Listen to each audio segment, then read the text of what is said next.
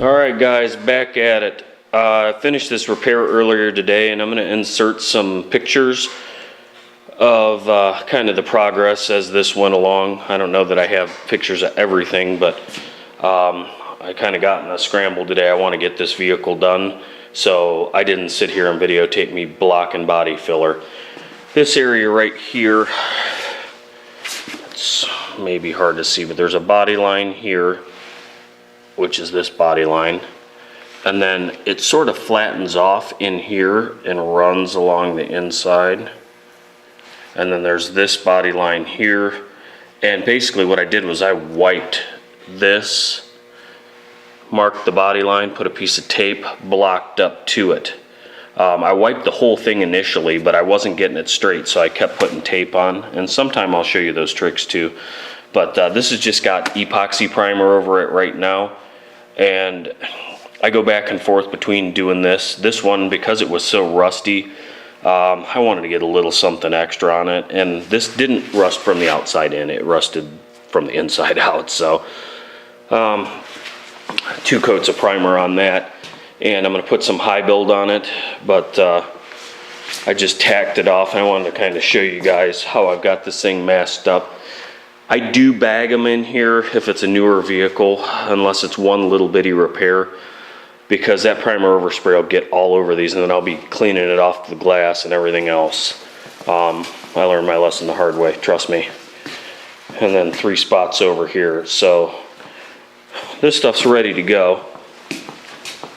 I went ahead, since I didn't put epoxy on this, I went ahead and primed this bumper cover. And this has got 3 coats over the majority of the area. Most of the damage and scrapes were in here, and there was a bunch of little stone chips. And I got as much as I could, but I went ahead and primed it. And what I'll do is anything that's big, I'll go back right before I sand that 2K primer and put some putty in them and sand them off and spot seal them before I paint it. But I'll show you what I got going on here. I've got some primer mixed up here. This is the Valspar HS 35. It's what I bought the last time. I wasn't happy with, I'm trying to remember what I was using. I was using their DTM 2035, which was, it was okay, but it didn't have enough build for my likes, and it shrunk back pretty bad. So we're using this right here. It's 4:1:1, using the 1 hardener, which is a medium hardener. And then a little trick for you guys, little universal accelerator in there. That's not even half a quart. I'll throw 1 cap full in that.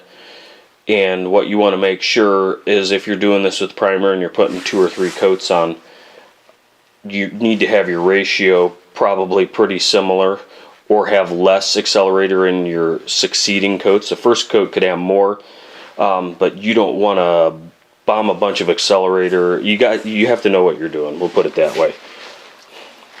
Don't go crazy with accelerator, or you'll have a brick in your gun. This primer was from 2 hours ago, and I've already got a puck, and that was maybe 20 or 24 ounces with 2 capfuls. So maybe, I don't even know how much a capful is, maybe an ounce. Maybe less than an ounce. So I'm going to go ahead and I'm going to spray this, and we're going to do it the same way we did that tailgate, with the starting from the outside of the repair and working our way back into the small areas that were actually repaired. That way it steps down and we have that nice edge. And then that'll be it for this. I'll block the primer and I'll bring you guys back for the paint. Alright folks, the last clip you saw was some epoxy primer on there. I put 3 coats of high build primer on that and let it set overnight, and I've been keeping the shop about 65 degrees in here. Had accelerator in it, so this is the first block with 320, and it came out pretty good. Now, I didn't worry about these spots on the fender and on the other fender, because this blocked out so nice. I know that won't need reprimed, but this, I wanted to block it back till I started hitting my epoxy. I had a little bit of a goofy area in here. You can see where the light gray is there.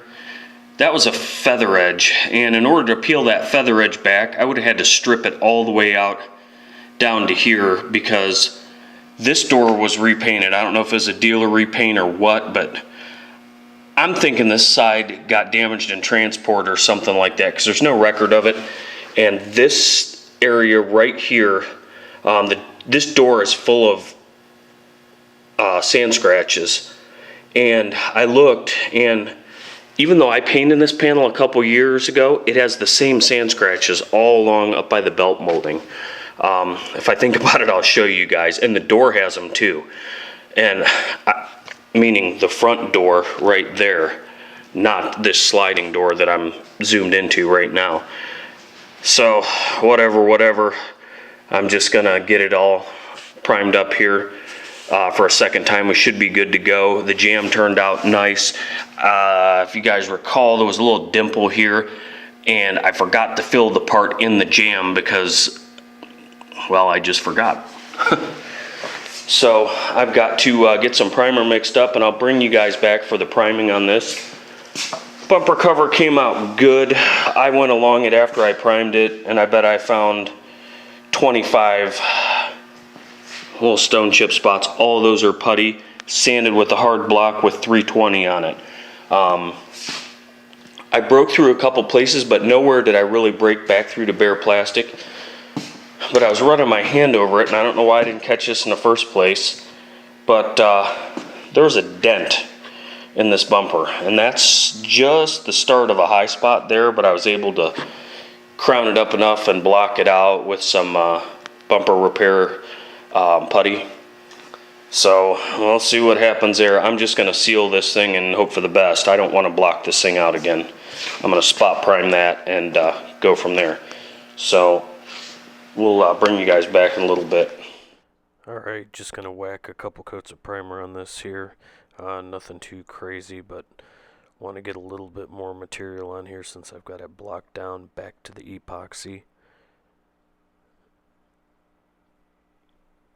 So do a little quick spray out here over on my paper that's on the wall and make sure this gun's spraying alright. I keep it pretty clean, but it's a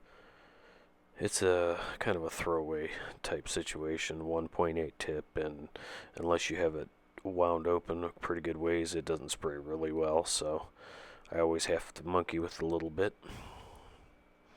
Let's get her done.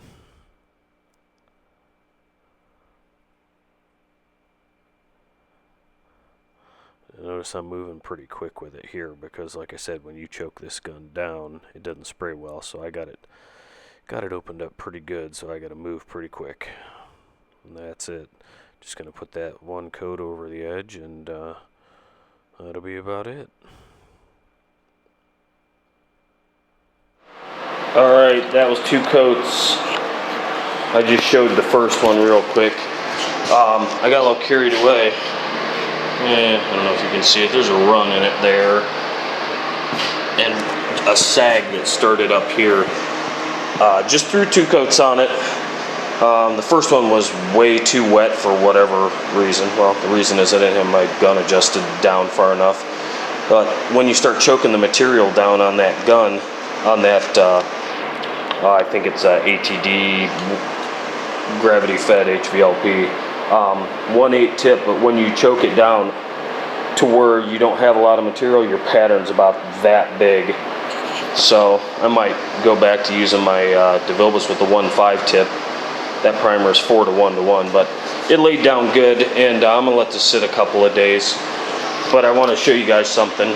It's kind of noisy, but this little fella here is a 220 volt electric heater, and you know, an hour or so after I evacuate the fumes in the building, I let that bad boy run. And before you go making any comments that I'm going to blow the building up, that heating element only gets up to about 180 degrees. It doesn't glow, it doesn't get hot.